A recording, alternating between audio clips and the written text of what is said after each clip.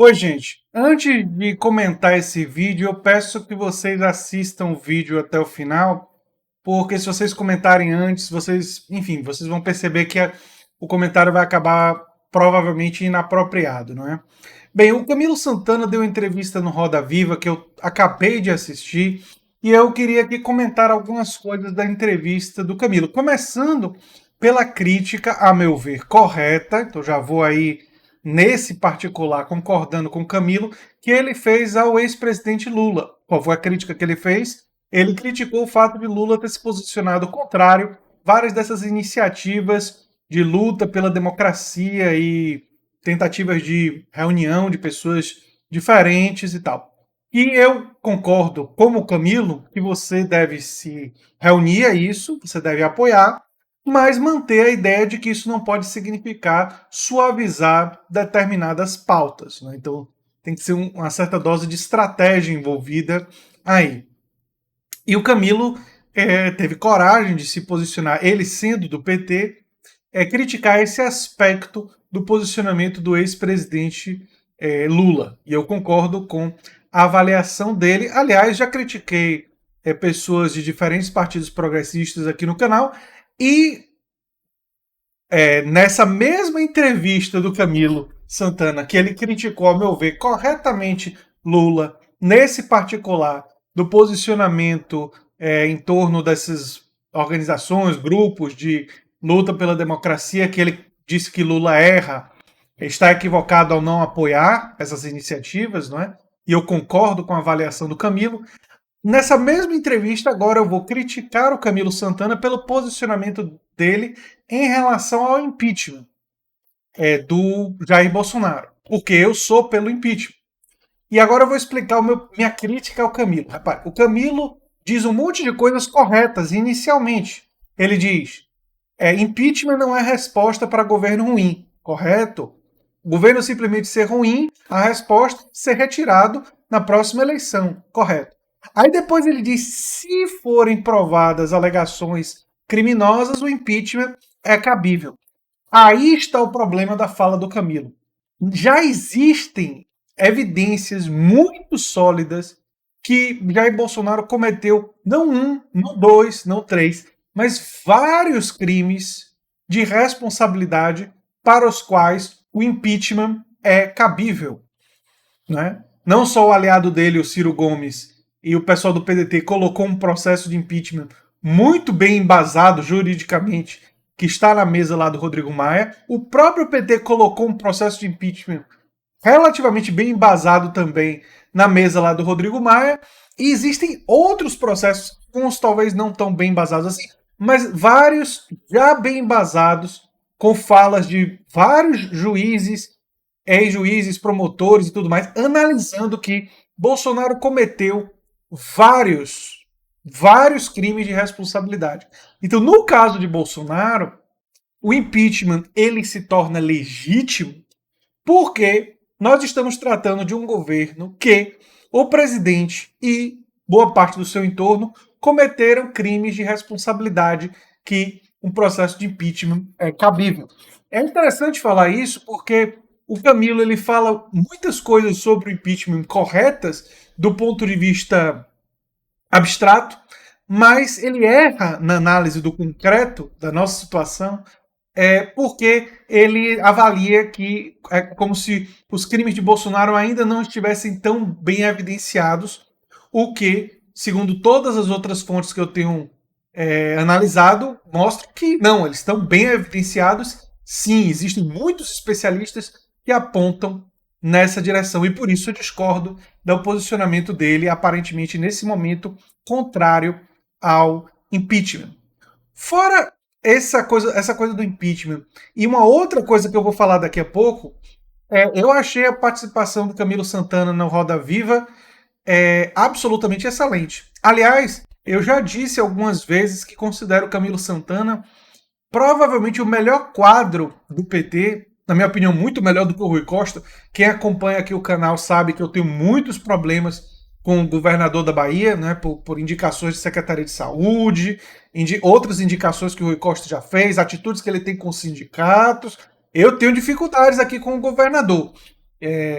Não quero, claro que não é comparável, não são comparáveis as dificuldades que eu tenho com pessoas do bloco da direita, é bom diferenciar, né? Mas tenho muitas divergências profundas, né?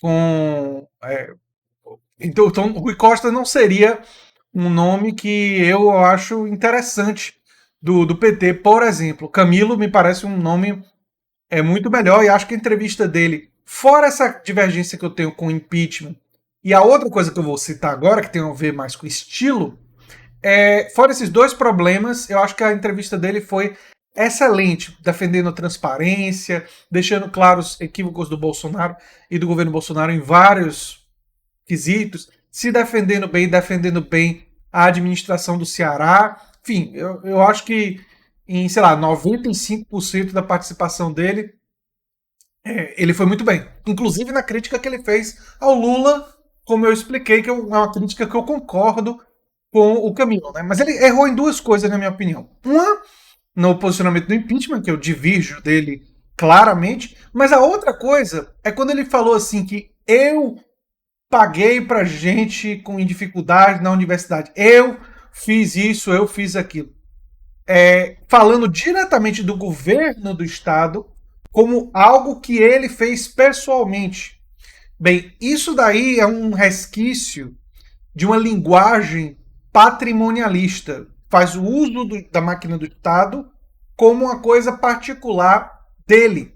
Eu sei que o espírito público do Camilo não é esse, ou seja, o Camilo não é uma pessoa que tem uma trajetória ou uma administração lá no Ceará especialmente patrimonialista. Então, mas na linguagem ele vacilou. Ele utilizou uma linguagem muito patrimonialista na fase final da entrevista para falar de certos feitos do governo, quando ele deveria ter dito assim: o governo do estado do Ceará, sob a minha administração, ou nossa administração, financia pessoas, nossa gestão, se ele quisesse utilizar, ou a minha gestão ainda poderia ser um pouco mais pessoal, mas ainda assim falando da equipe, né?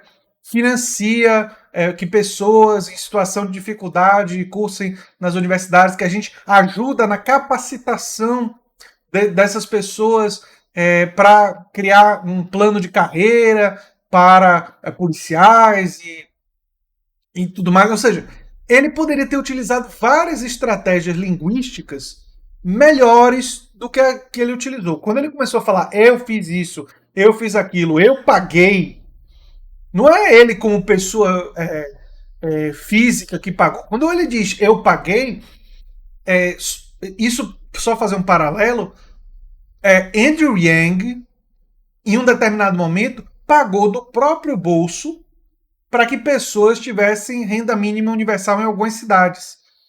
Quando ele fez isso, ele poderia dizer, no caso de Andrew Yang, que ele pagou, mas depois ele começou a financiar outras pessoas terem renda mínima universal através de uma instituição que ele criou. Aí quando ele criou a instituição, ele não podia mais dizer eu paguei, ele tinha que dizer a instituição que eu ajudei a criar agora está financiando renda mínima universal nas cidades tais, tais, tais.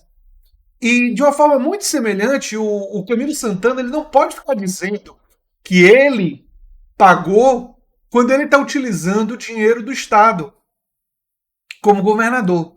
Então, do ponto de vista linguístico, né, do uso da linguagem, o uso da linguagem dele nesse momento não foi boa, não foi uma coisa boa, porque tem um resquício aí do patrimonialismo, do uso privado da coisa pública, de tratar o Estado como se fosse uma coisa que fosse dele. Quando ele está administrando temporariamente porque foi eleito por isso. Né? Eu acho que esse tipo de distinção ela é importante. Alguém pode achar que eu estou sendo purista demais, mas patrimonialismo é uma coisa que nem na linguagem a gente deve cair. Devemos estar atentos, porque existe um risco muito grande, uma tendência muito grande a gente escorregar nessa. E estou falando do Camilo, mas poderia ser qualquer pessoa. Né? Se eu fosse político, eu era capaz de cometer esse tipo de erro, porque é uma coisa que está na nossa cultura. Tudo que está na cultura, quer você queira, quer você não queira, você acaba absorvendo meio que por osmose. Então, e aí a gente tem que fazer um esforço uma atitude ativa de resistir e de encaminhar em uma outra direção. Agora, como eu disse, tirando esses dois aspectos, né, do impeachment, que eu acho que ele está equivocado, e essa questão do patrimonialismo que ele mostrou na linguagem, mas que ele não mostra na gestão, a gestão dele não tem essa característica, na minha opinião. Eu acho que o Camilo foi muito, muito bem no Roda Viva, defendeu a democracia, defendeu transparência e fez tudo isso com clareza, com serenidade, com calma, que às vezes parece que falta aos Ferreira Gomes, não é? E fez isso também com. Além da serenidade e da segurança, ele fez isso com informações, ou seja, ele trouxe dados, ele trouxe conhecimento da máquina pública. Então, nesse aspecto, ele me pareceu um quadro realmente muito, muito, muito bom do PT para o presente e para o futuro, né? Embora eu tenha divergência aí, clara com ele nesse particular do impeachment, né?